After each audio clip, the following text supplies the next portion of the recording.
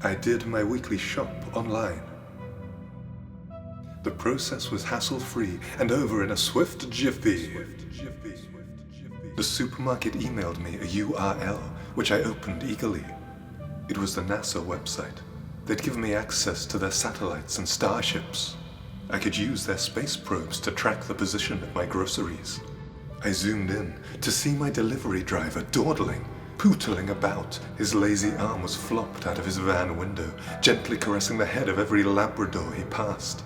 When he stopped at some lights, his chilled-out arm had the time to fill in the crossword of an elderly bench dweller and crack open a cool soda with a couple of lads.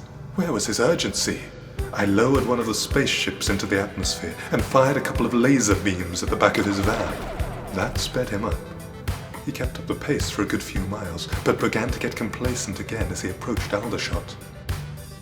I dropped a satellite onto his van roof. It thudded against the thin metal, leaving quite the dent. He got the message. The rest of his journey was as smooth as a freshly shaven eel. I heard a rat-a-tat-tat at the door and opened it at once. My delivery driver's exhaust fumes dispersed, but he was already 100 miles away.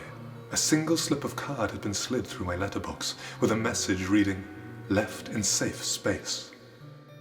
I surveyed the surrounding area for anywhere that could be deemed safe. I spotted my bottle of milk. It had been padlocked to a bike rack. My bag of tangerines had been buried 4 feet underground. My sausages had all been fed, one by one, into the exhaust pipe of my car.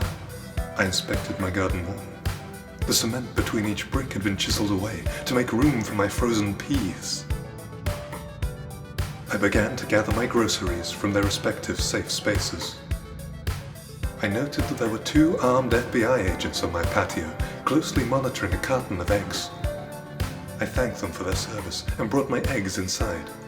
My broccoli had been placed in a casket made of pure diamond, which had been sealed at a molecular level. My yogurts had been entered into a witness protection program. They were being transported between safe houses in Alaska. Yes, they would be safe there. I sighed with relief. All of my groceries had been left in safe spaces.